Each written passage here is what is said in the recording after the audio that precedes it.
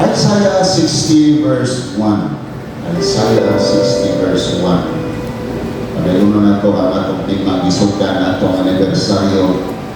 Arise, shine, for your light has come. O ato ni isa-isa in the context of our faith that we can apply. Let our faith arise, shine. Isaiah 60 verse 1.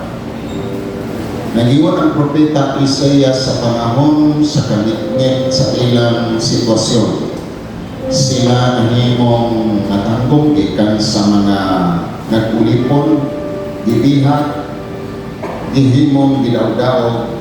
Apan ang Diyos na ingon, tindo, sigla, kay ng inyong kahayag, niabot na, o ganimayan sa Ginoo, misubang, nanha, ganinyo. Maayong balita ni para sa mga katauhan, dili lang kaniadto apan alang usap nato karon kay karong panahon na grabe gyud ang mga kanitian. The political crisis, economic crisis, global wars, Israel, Iran, and aftermath ini, it's another wave of crisis. Kaya mamahal pa sa gasolina. Expected na nato na manaagin na yung mga kalisdanan, hindi katapusan, kapanahonan. Ang mga gusto sa Diyos na matindog mo sila, kahit ang Diyos magkapadanag sa iyang kahayag, sa iyang katawan. Palapakan na ito ang ginagawa. Thank God we are in the midst of darkness, but God will shine through us. Ganit nag-ingon siya. Gusto niya na kita musigla, mudanag, muhayag. Matthew 5 verse 16, you must be sure that your light shines well, then you will give light to other people. They will see all the good things that you do, then they will praise God, who is your Father in heaven. Easy English version. Pero dito sa King James, you let your light shine before men. So, atubangan sa mga tao, tugutan na ang kahayag, mudan kay nanong ingon siya, verse 15, imong atrasan, ang context ng ingon, nga kamo ang kahayag sa kalibutan, o walay suga, walay madagagkot og suga, kunya taluan. Iya gini siyang ibutan, itongtong, nga makitaan o mahayagan ang interong balay. Amen. Pero mga igsoon, dako ni kalabutan sa atong kahintang, kaya nga naman sa ito nihang kutungan, doon na po yung palit na itong mga kaayuhan. Amen. I would like to illustrate this later on in a story. But the context of this verse, kung atong gamiton magkaigsunan, if you allow me, let's follow in the context of faith. Nga naman mag-ingon nga faith must arise and shine. Nga ang katawan sa Diyos na mga magtotoo, the followers of Jesus Christ, will arise to shine. Why? Because the only thing that pleases God is faith. Faith nga mahimong makapalimuot kanya.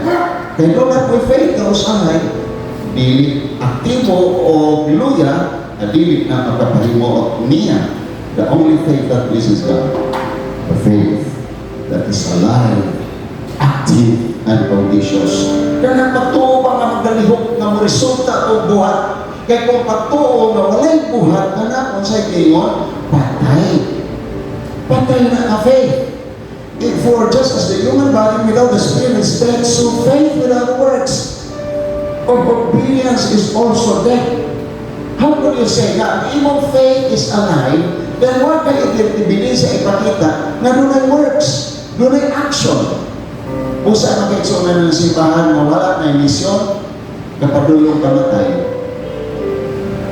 Wala na himaya, ang kahayag, mura ng hinaya. Tawag kita mag-eksonan sa pagsunod ni Kristo, na mahimong testimony sa isa-asa kang kapita, sa office, sa eskwelahan, so that makita nga ng faith is not dead, it is alive. Because James, verse 22:2, ingon niya, nag-isgot ni Abraham, na sa diyang gibuhat ng pilima, ayaw mga butang. Ipakita niya na iyang pagtuo kumplito. Patawag lang ang imong pagtuo kumplito o doon ay binuhatan. Pangutana, tingnan yung abay, pangutana, kumplito na ba imong pagtuo? Is your faith complete? Kung walay works, walay dili pa kumplito. How could you say, kahayag ka pero suga ka pero way kahayag? Hindi na suga. Tingnan suga na ng ponder. Okay? Busted. So, is your faith complete? Kumplito ba ang itong pagtuo? Kaya kung hindi kumplito, kumplituhon tagayon kini sa tabang sa Ginoo. Amen? This is faith.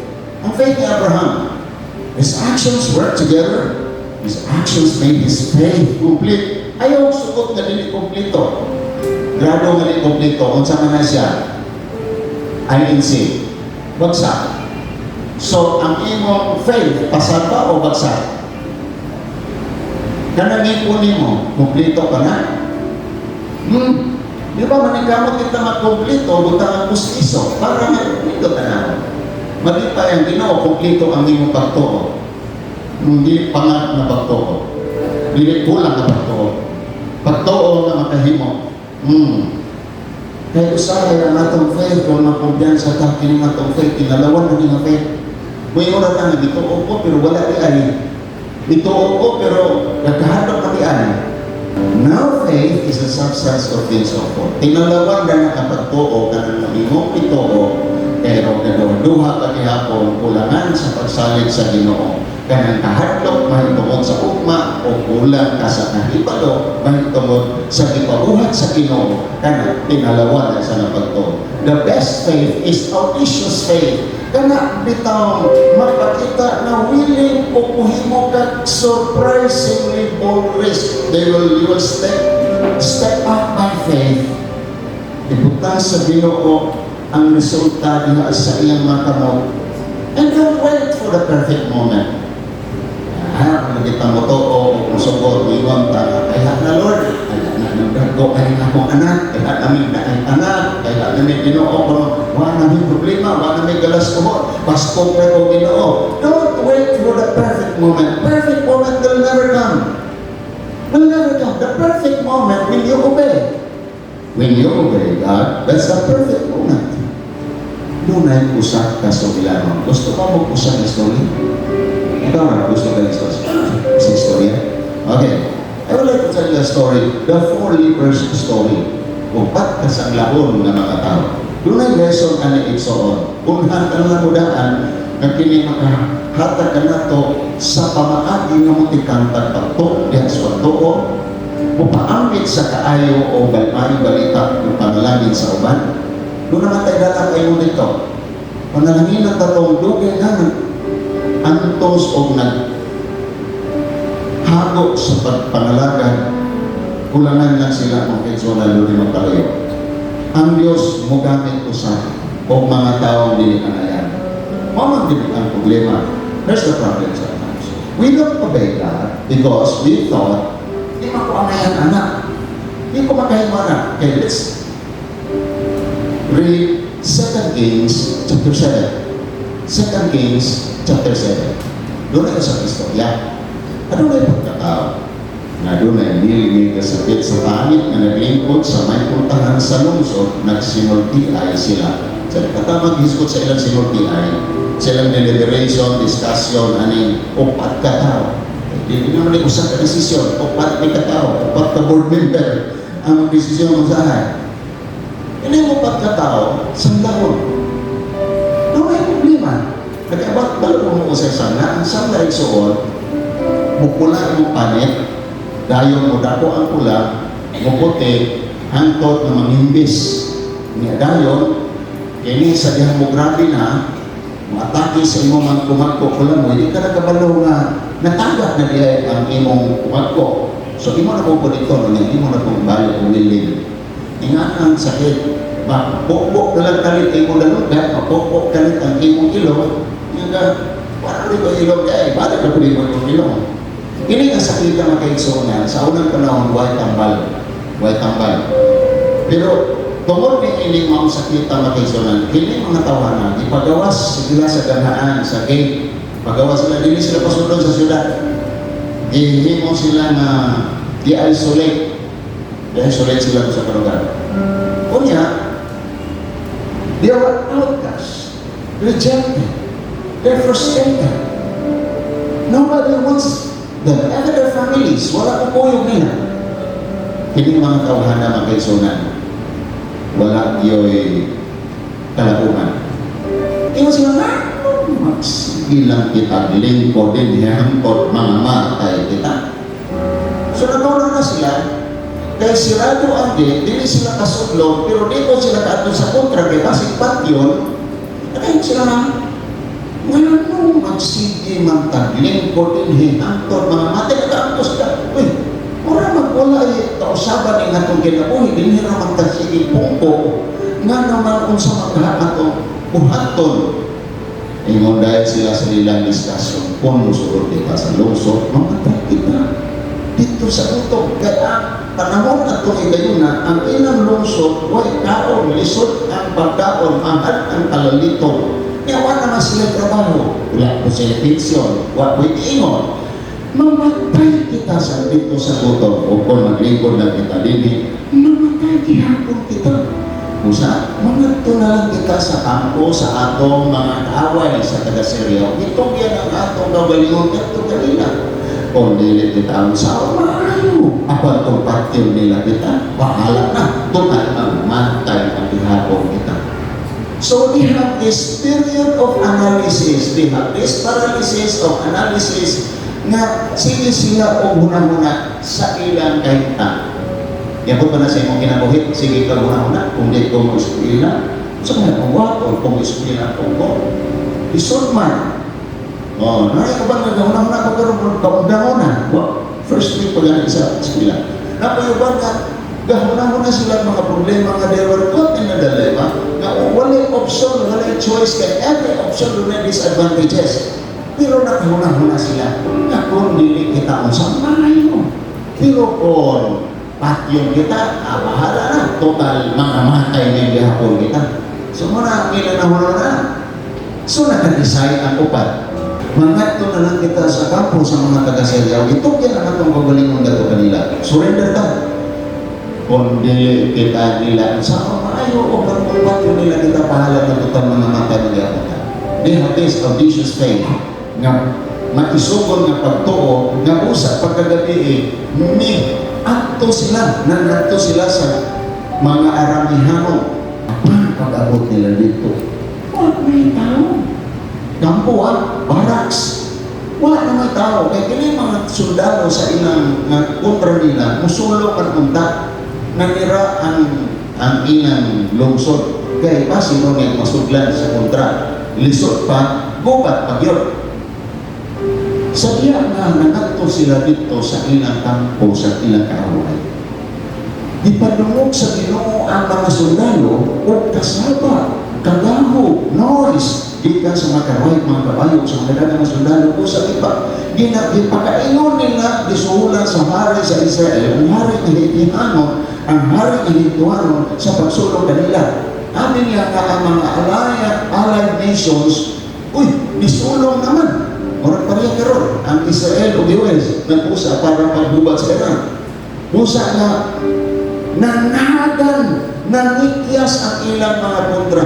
O nga, anang pagbibigyan nila ang ilang tulda, mga kabayo, mga aso, bibiyaan nila ang ilang mga kampo, nanikyas nila. O nga, aron maluwas sa ilang kagalingon. Kaya nakaingon sila, ilang pagkaingon nga, ating haligasulong na to. Gusto na naga ng ikas ang pinang kontra. Pag-abot sa mga tao na adunay mga sangla dito sa kampo, itaksa-taksa nila siliit ang tulda. Unya, nangaon sila, nanginom, nanguhat mga pilat, silver o pulawan, gold, mga biscuit, sinina o ipantaguan nila nila. Ang tabod-tabod nilang kaon, nakabusong o nakaingon sila, nag-inanay. Orang dilit na ni maayo atong ibuhat na. Gibalita unta nato dayon ang nangityas na ang mga kaway o nagpakahilong lamang kita. Ngunay sakit karon sa Kristohan. Nakahibalo nga asa makaplagan ang panalangin pero dili ta motuk-an sa uban. Nakasinati ta o kaayuhan, nakasinati ta kalinaw kalipay, direksyon sa kinabuhi pero di ta manuk-an sa uban. May hulmigas, makakita gamay asukar, isugilon sa uban, taon-taon, maglaray, maglumbay, kung sa batalyon ng hulmigas kay itong anan niya uban. Kita, nagpakahinong lamang ta sa atong blessing. Gitagukan na nato ang atong panalangin. Na nagdugta na lang ang atong mga bersikulo. Kaya pa nato ipaambit sa ubang tao. Pero makaigsuunan, atong pagabuhaton ang usa ka desisyon nga kinahanglan ibalita nato ni nato sa uban. Amen ba? Ipanugilo nato ni share the goodness, share the testimony how good God is in your life. Ibalita unta dayon nato kini. So na konsensya sila. Huwag pa umaan. Ingani pa gyud ang ilang urgency nga ilang ibati, ang ilang kadalit nga ibati nga kinahanglan nato ani isulti kay kung paumaan pa nato kini. Ang pagsulti ini. Sinutan dayon kita. Mauni di ay nga daghang mga Kristohanon naglakaw sa silot dili sa panalangin. Pirming sure, pirming kulang, pirming yun. Wala, kaya naman, dili man nato ipaambit sa uban ang atong nabatunan. Dili ta hamul ka ita sa katanan sa atong naangkon nga mga kaayuhan gikan sa Ginoo. Isa kung pauban pa nato kini pagsulti sino tanggil kita dali manglakaw kita karon dayon og ibalita nato kini dito sa palasyo sa hari. The lesson that we can learn from this, we must arise to bless others. Dili maayo maghinangolta sa atong nabatunan. Amen? Dili tam nato ihikaw ang kaayuhan, ang pulong sa Ginoo. Muna dala nato karon mga kaigsunan Treasure Bibles, audio Bibles, ubang mga blessing na atong suporta sa mga house churches sa Tawi-Tawi, Basilan, uban pang mga katribuhan sa Tausog, Yakan, Bangingi, Sama, uban pa nga mga tao ditong dapitan. Let us arise. Kaya kung nagsingil ato sila o lingkod dito, wala may tabo sa ilang life, wala may tabo sa ilang kinabuhi, wala may tabo sa ilang, wala may tabo nila. Mag-anto sila sama sa mga tao nga wala Ginoo. The story reminds us, maybe you are in the middle of difficulties. Ispun kayo kinabuhi. Iso kayo, nauna, maglingkod lang tayo itong mga matay. Niya na kayo punta sa bahan. Kada domingo, maglingkod lang ito. Mga matay. Ha? Di matingali maayo. Ginahanglan na buhato na ito makaya para makambitan ang kaayuhan sa Ginoo na naambitan ko na ito magkasinatik sila. Amen. Kaya mga isang lang sinalikway ni sila. Huwag man pong excuse sa ba na rin magpapakain. Sa nano tao natin na di ka tagamao anan. Maayo mo paambit, maayo mo hanay. Tapawa naman as mas. Kaya excuses. Okay? Remember, these members that were ostracized, na isakit mo sila, wala sila hinugdan, wala sila ngalan, wala inanli. Insa sila. Pero magkagsuna, gibuhat ng ina, ang ilang gibuhat tumating naman. First, doon na sila hunger. Doon na sila kagutom. Ang kagutom, makahatag mo o tinguhan mo trabaho. Ang kagutom. Pero hindi na ni kagutom sa tiyan. Kagutom ni sa katuyuan, kagutom ni sa imong pangandoy, hunger for purpose, hunger for a desire na dili na imo mapugnan. Katulog ka ba o gutom? Dili ka? Hapdos kita na albina yung panihapon ilit hapdos kita ni mo na yung sudan noodles tingkong sa iyo katulog pero matingala ko ninyo no? Maayaw yan kung tatulog. Maayaw kung tatulog. Di ka na konsensya. 20 katuig na. Mapunta ka na pulo ang uban na. Isa ka na butang ka isa katuig na mabig ka na limo. Maglingkod lang ka dire hangtod mga matay. Nawat ako magpasabot, mga kaigsunan, kitang tanan, maglumpaan ay kagwalay dire, nawa na kaminaw. Sige naman, lumba-lumba, but what I mean is, you must do something about your situation. You must do something. Ay, pagpalabot na, hantod na, dunay mo alalay. Ikang, butong sa magaya. Buhat sa imong mahimong, train your brain to do something new, something great, something good, something new. Amen. Be choose to act and decide. Ito na lang tas kampo, kaya kung dinita, mamatay, matuta dito, o inatang patyoran, o total, maura magyakon, mahala na. Okay? Pero dili sila mo support, mamatay nga way nahimo. Mamatay silang gutom. Mamatay nga matuman na katuyuan. Mamatay ka nga. Gidawat lang nimo ang imong kahintang. Kini atong kahintang makaigsunan. It is a choice.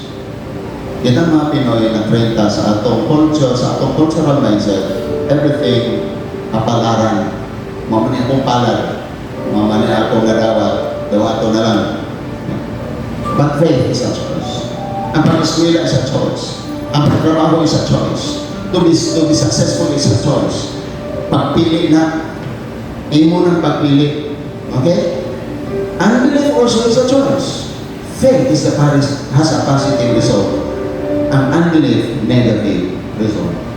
So nasabot sila muna because, your thinking really matters. Your life today is a result of your thinking yesterday. Karena imong abot ron, tumatik mo nang ginawa na ganyan to. Eskwela niyo po ba? Eskwela niyo po. Nanabaho rin po. Yan. Taon-taon, karoon, nanabaho na ka. Gawin na, minyo siguro ni.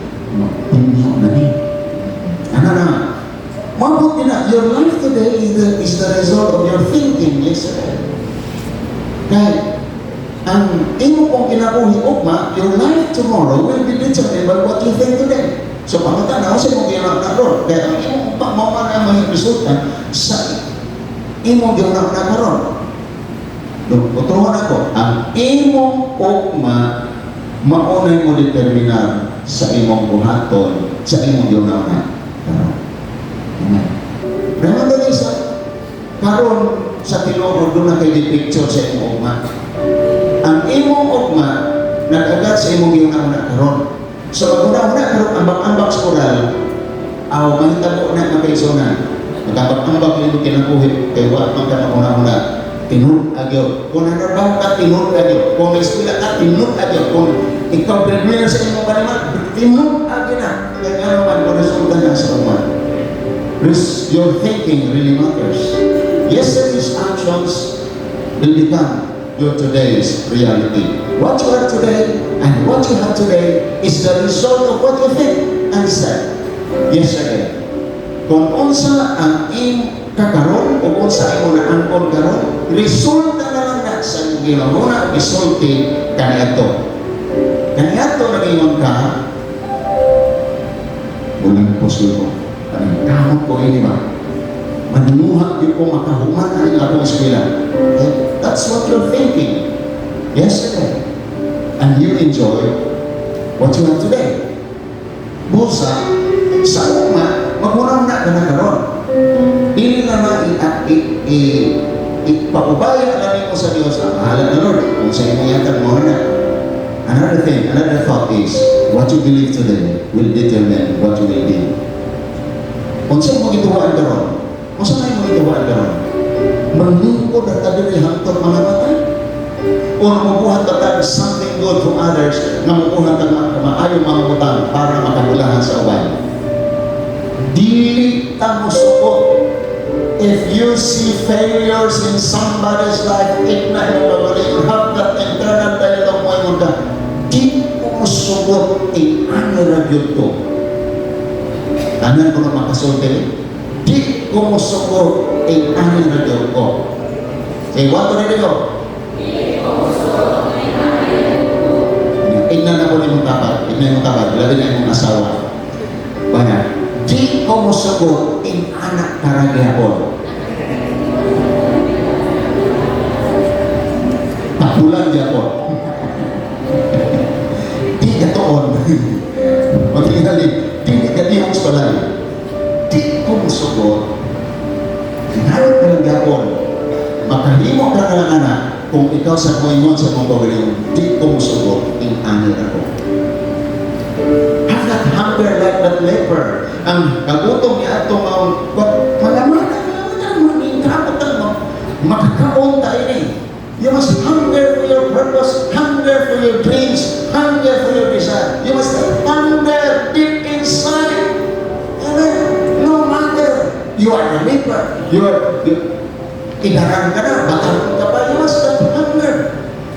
That hunger will lead you and push you into something na gusto niyo.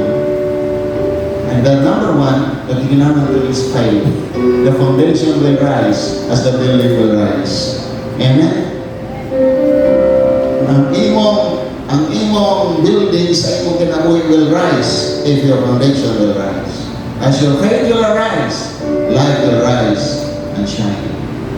And lastly, I would like to give this application. Very good. Are you still listening? Namina po ba ta? Iya po ba ta karon? It's alright na misli mo ang first part. This is the last part. Okay? Iman ini, isulat sa imong kamot, isulat sa imong palad o imong pen. Wala pa pen. Faith will arise when you are hungry. When you are hungry. Mark 11:23-24. Whatsoever you desire, whatsoever things you are hungry of, whatsoever things you desire, when you pray. So when you pray, kailangan na may desire. Lord, ngayon, may bugas, may alay. You must have hunger. Whatever things you desire. Mark 11:23. Kung saan ko ka na imong gitimuha. Whatsoever things you desire when you pray, believe that you receive them, you shall have them. Believe. So it's alright to believe and to pray, but first you have that hunger. Be hungry. Pagkat ang busog, mukhaon na lang? No. Hindi mukhaon ang busog. Ang mukhaon ang gutom. Are you hunger for God's blessing? Amen? Tinguhan pag hindi mo panalangin sa Diyos. Eh kung okay na, okay na. Hinanilatawa ito ka mamatay. Tinguhan ka lang mo maayo ka sa iyong sakit. Tinguhan ka yun. Dili na mo sukot nga, in-honor na yun. Amen? O sa we need to discipline our thinking. I must be hungry for the things of God. I must be hungry for righteousness, for His holiness, for His blessing. Amen. And let it grow. Exceedingly growing faith. Na pagtubo anak na faith, it's exceedingly growing faith. It is not just living faith. Growing, exceedingly, nagdilabihan, pagtubo na pagtubo. Amen. So nagdilabihan na pagtubo yung pagtubo. Next is avoid toxic negative people that will kill your dreams, that will kill the desire, that will kill your prayer request. Yung kanalang po naging ko, marino yung mabalay na ang tabi. Ito na okay na naman kay palay sa langit na bulawan. They use religious cliches. Mga kolokoy. Saan kolokoy? Ha? Mga expressions ng tayo sa mga religious expression na Jesus, kita pobre man to. Hindi ito pobre si Jesus. Napay pobre na tresurero. Si Judas, kaya tresurero. Pobre. Dili. Napay pobre na ilugan ang imo sinina dito sa cross. Wala pobre na ilugan ang sinina. Ano man, tagsikong na sa kaya. Nato yung sinina, mahalo. Ilugan ko. Ipustahan. Di siya mataan ko. Warta mo ito si Jesus. Nagtutresurero. Naasay mga mahalo. May nakakalagay yung verse, Pastor, ngayon na may pay ang mga milo na ay kataguan, ang mga langgam, anay mga sala, pero anak sa tawa, may kahindaan sa ipulong. Ano, busy siya. Wala siya balay na diyan siya makahinda kasi sige siya wali sa pulong sa Ginoo. Dili ko yung mga pobre si Jesus, wala siya busy. Ulan. Ang punto ato, busy na ayo ang Ginoo. Amen? Mamunta na asa ka na busy. Scatter? Nag-busy sa scatter. Tinuod yun. Wala yung ulan anak. Busy naman. Wala yung tulog-tulog. pinaparisan suyo ka, wala eh. Tulugay na. We must be hungry. Let this faith grow. Avoid negative people. And lastly, ang damamani, exercise. Vitamins kumpleto, kaon kumpleto, tulog ay kumpleto.